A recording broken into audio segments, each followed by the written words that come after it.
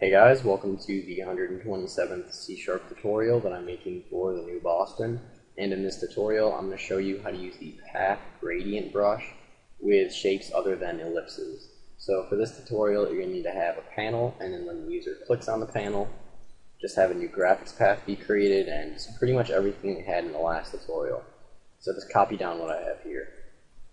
Alright, so in a previous tutorial, we only looked at creating gradients with circles. So we have like a center point, and then the gradient just slowly moves out towards the edges and changes colors.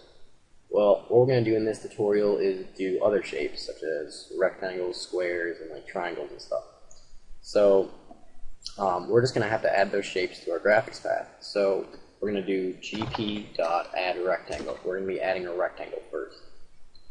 So we're just going to go ahead right here and pass through a rectangle. And as you can see, we cannot pass through the points, like the location and the size of it. So what we're just going to have to do right here is create a new rectangle. So we're just going to go up here, type a rectangle.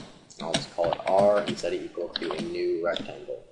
And right here, we're just going to pass through the size of it and the location. So here we just have X, Y, and the width and the height. So just like before. For the X, I'm going to put 20, the Y will be 20, the width will be 50, and the height will be 50, just like I normally do. So now with this rectangle we created, we can just pass it through this add rectangle method, and it will just add that rectangle to the graphics path. So now the gradient brush will be in this rectangle right here. It'll just start in the center of the rectangle and work its way out and change to black. Alright, so now that we have our PathGradientBrush all set up, we can actually draw a rectangle using this brush. So we're just going to do G to access our graphics. We're going to say fill rectangle. The brush that we're going to be using is obviously our PathGradientBrush, so just PGB. And our rectangle, we can just use this R up here that we already created to just make it way easier. Alright, so now when we debug here and click, we should see actually a square, because we made the width and the height the same, and in the center it should be white, and it should slowly turn into black as it moves out. Yep, perfect. And obviously if you wanted to make this be like a rectangle or something, you could just change this to like 100, and now it'd be a rectangle. Yep, perfect.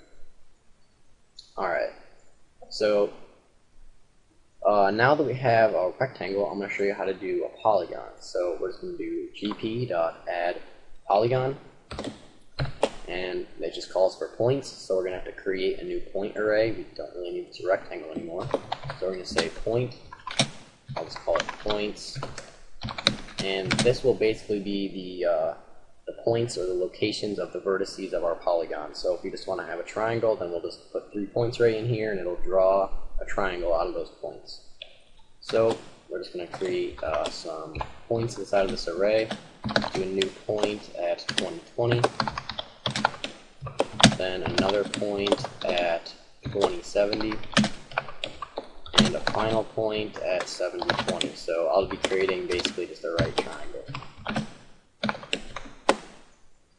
Alright, so now we can just pass our points array or a point array through this add polygon method to add a polygon to our graphics path.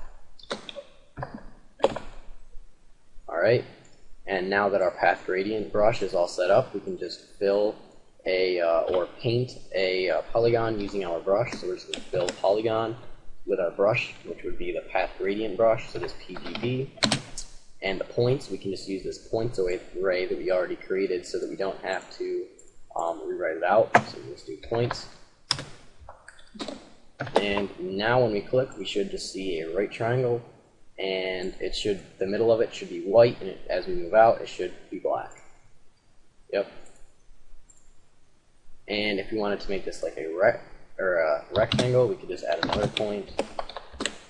Make it, if we did 70, 70, I'll actually show you. What it does is it goes through these in the order. So this is going to look all screwed up. It's going to look like a bow tie.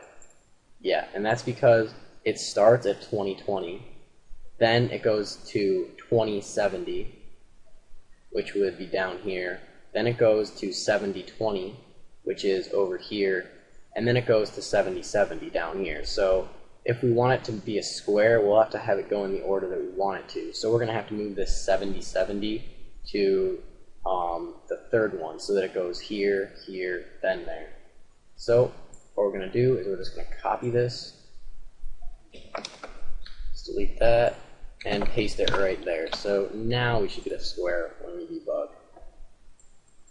Yep. Alright. So that's pretty much it for this tutorial. So see you guys.